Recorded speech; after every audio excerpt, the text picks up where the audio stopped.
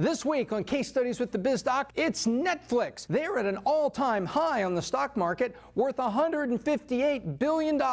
It's been an amazing decade of growth as cable and satellite have had their issues, but Netflix is filming and buying and offering you and me more content than ever. But there's trouble on the horizon, and I'm going to tell you whether it's doom or not for Netflix. Netflix. The last decade has been incredible. And for those of you that didn't follow it before that, I'm going to catch you up real quick before we run through 2007 to 2018 where we are today. In the beginning, 1997, out there in Scotts Valley, just a little bit south of San Jose in the Bay Area of California, Reed Hastings creates Netflix. And he starts by selling DVDs. And then in 1999, he started a subscription service. For a couple bucks a month, you make a list of the movies you want, and they would mail them to you. When you mailed a couple back, they send you the next ones that were on your list. It was really a fantastic service. As a matter of fact, in the year 2000, they actually stopped offering single rentals. You had to pay a little subscription fee, and then they would mail you things that were on your list. By 2001, DVD players had crashed to $200, and this was a key point for Reed and young Netflix, because the first 4 years was over. They had some troubles, but when those DVD players hit $200, there was one in every living room, and suddenly they were off and running, leading to 2002,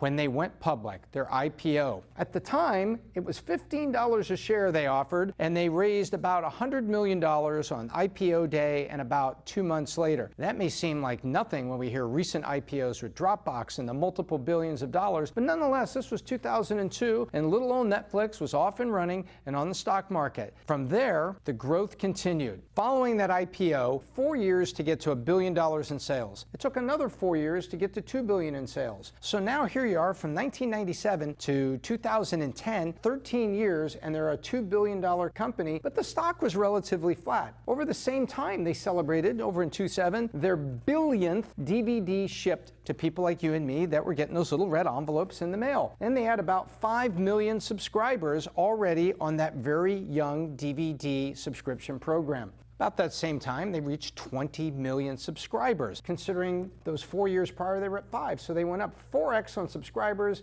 and they had doubled to $2 billion. Young Netflix was off and running. It only took them a year to go from $2 to $3 billion.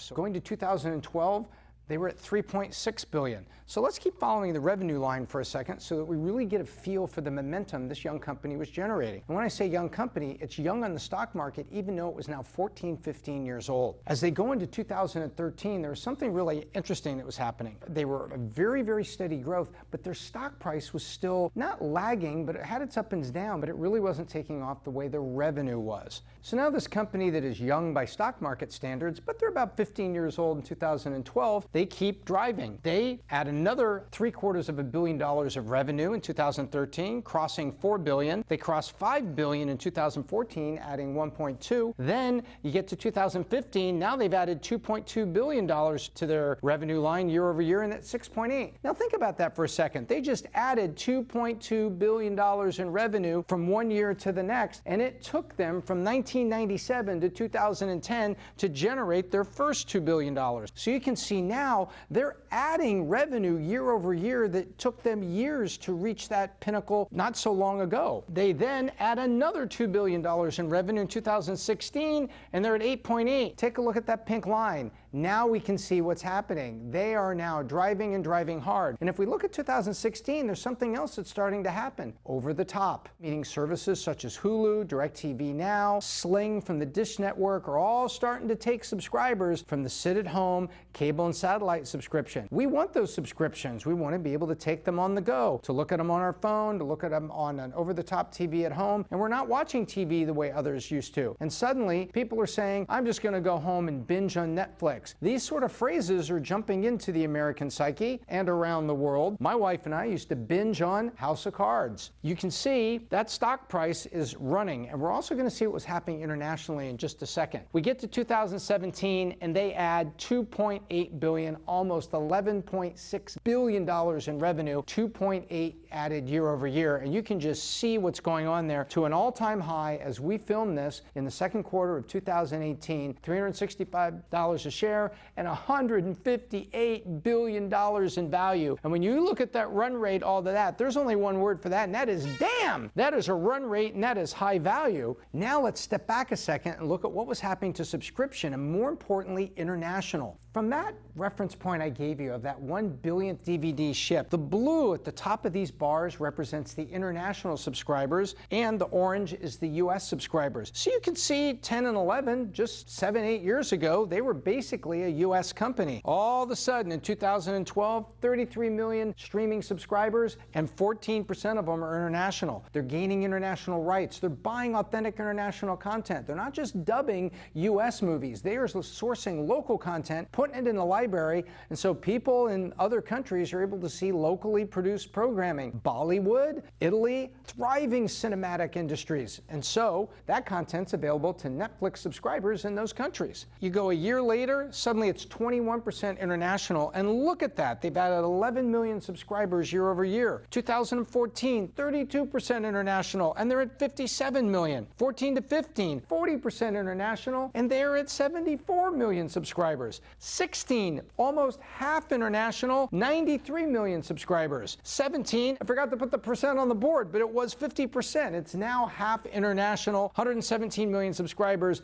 and something just happened. First quarter of 2018 was announced, and take a look at this. They added 7.4 million subscribers in one quarter. That's almost worth another damn. 5.46 international, 1.96 USA. 73% of their growth came from international, and at the end of the first quarter, end of March 2018, Netflix is sitting on 125 million subscribers to the streaming service. But there is trouble on the horizon. ESPN is part of Disney. Disney's own streaming service is going to be powered by BAMTech, a company that Disney owns a significant percent of. Go back and look at my Major League Baseball Advanced Media case study that I did several weeks ago, and you'll find out who BAMTech is. BAMTech powered MLB streaming, one of the best streaming services of any of the sports leagues. Now, Disney's streaming service is going to be powered by BAMTech, and it's for real. Other sports leagues had actually asked them to do their streaming services. So Disney has the technology package to pull it off, and what they're threatening to do with that technology package is do the Disney Video Network and pull their content off Netflix in 2019. No Indiana Jones, no Star Wars, no Little Mermaid, and everything that went with it. Incredibles, Cars, all those franchises, Pirates of the Caribbean, they're all part of Disney, are gonna come off. So what do you do if you're Netflix? Well, so far, Reed Hastings has been a great entrepreneur, and he has surfed all kinds of peril in his life, and what they're doing this year should tell you what they're thinking. They are spending $8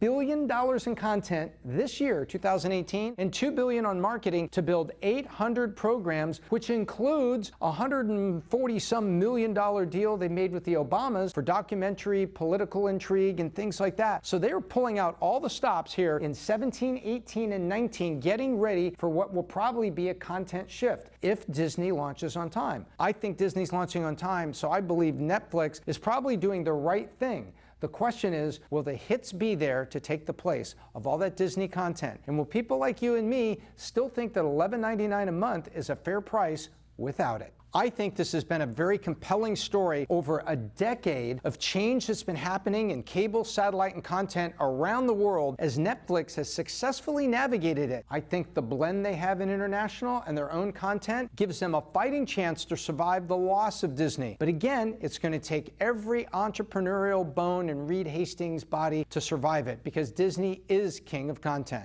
Meanwhile, we're going to enjoy Hulu, DirecTV Now, and all these other wonderful over-the-top sources for our programming to watch what we want when we want, because we're not couch potatoes watching TV in the old way. Leave some comments and tell me what you think about Over the Top and about Netflix and what's happening here. You can also follow me on social media over on Instagram and Facebook, where I have a new page. Speaking of subscribers, please subscribe to the channel, because as you've probably heard, we are on a mission to get Valuetainment to 1 million subscribers. And when we do, the first annual Valuetainment conference will be held, where entrepreneurs can hear from Patrick Bet-David, yours truly, the Biz Doc, and other leaders, so we can help you make your company better, your employees better, and the customers and people you touch to that company better still. Until next time, I'm Tom Ellsworth, the Biz Doc, and I hope I left you better than I found you.